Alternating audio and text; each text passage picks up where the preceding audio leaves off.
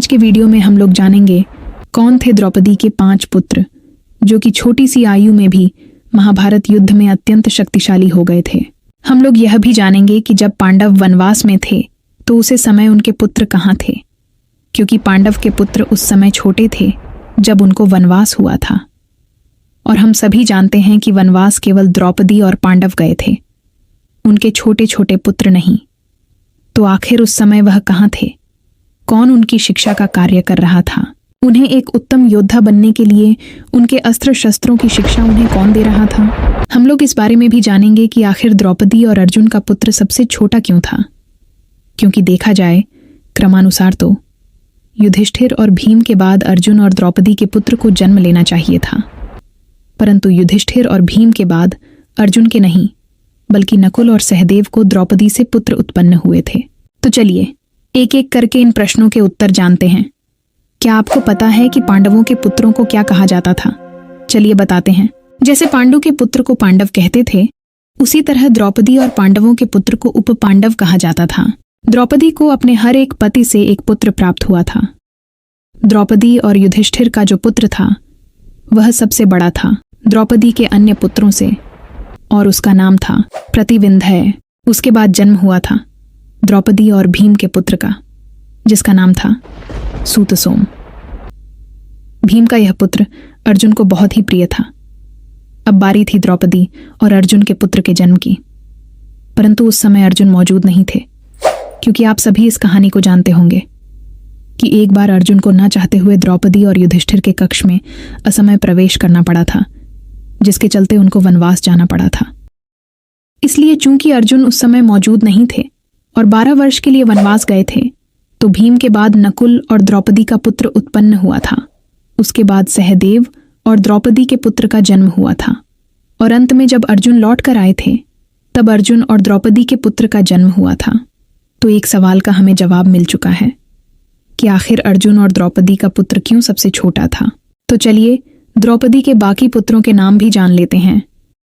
द्रौपदी और नकुल के पुत्र का नाम था शतानिक, और द्रौपदी और सहदेव के पुत्र का नाम श्रुतसेन। द्रौपदी का सबसे छोटा पुत्र उनका और अर्जुन का पुत्र था, जिसका नाम था श्रुतकर्मा। चलिए अब हम अगले सवाल की तरफ बढ़ते हैं।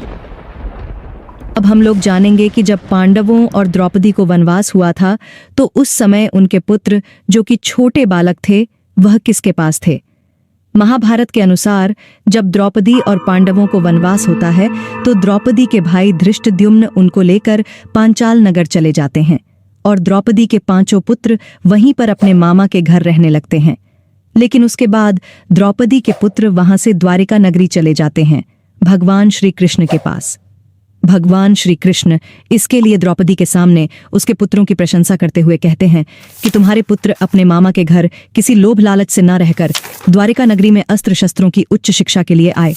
फिर द्वारिका नगरी में बहुत ही अच्छे से सुभद्रा उनका पालन करती हैं और अपने बेटे अभिमन्यु की तरह ही उनसे प्यार करती हैं। दोस्तों, सुभद्रा के विषय में तो आप जानते ही होंगे, यह भगवान श्री कृष्ण की बहन और अर्जुन की पत्नी थी। वनवास के समय जब पांडव और द्रौपदी से मिलने भगवान श्री कृष्ण अपनी पत्नी देवी सत्यभामा के साथ आते हैं तो देवी सत्यभामा द्रौपदी को उनके पुत्रों का हाल चाल बताती हैं।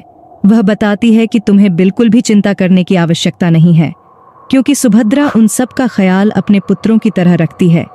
देवी रुक्मणी भी सदा तुम्हारे पुत्रों का ख्याल रखती हैं, और मेरे ससुर जी यानी कि भगवान श्री कृष्ण के पिता उनके भोजन और उनके वस्त्रों का ख्याल रखते हैं।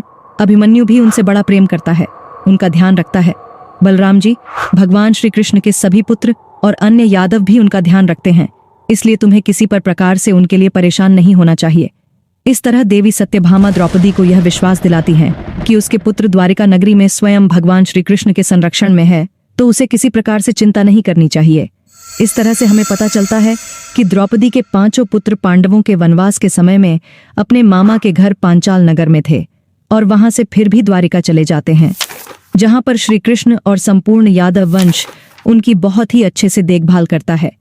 महाभारत युद्ध के समय द्रौपदी के पुत्र बहुत ही कम आयु के थे, फिर भी वह सब शकुनी जैसे योद्धाओं को टक्कर देते थे और अश्वत्थामा जैसे योद्धाओं के सामने कुछ पल टिक जाते थे।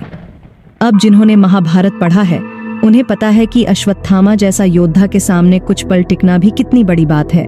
वैसे यही अश्वत्थामा उनकी मृत्यु का भी कारण बनता है। जब महाभारत समाप्त हो गया था और भीम ने दुर्योधन को मारकर गिरा दिया था, तो उसी रात को ही अश्वत्थामा ने दुर्योधन को वचन दिया था कि वह पांडवों का वध कर देगा। उस रात को युद्ध को समाप्त हुआ जानकर सभी पांडव और उनके 5 पुत्र भी आराम से सो रहे थे। जब उनके 5 पुत्र अपने शिविर में सो रहे थे, तो इस समय अश्वत्थामा उनके शिविर में पहुंच जाता है और सो रहे पांडवों के पुत्रों का वध कर देता है।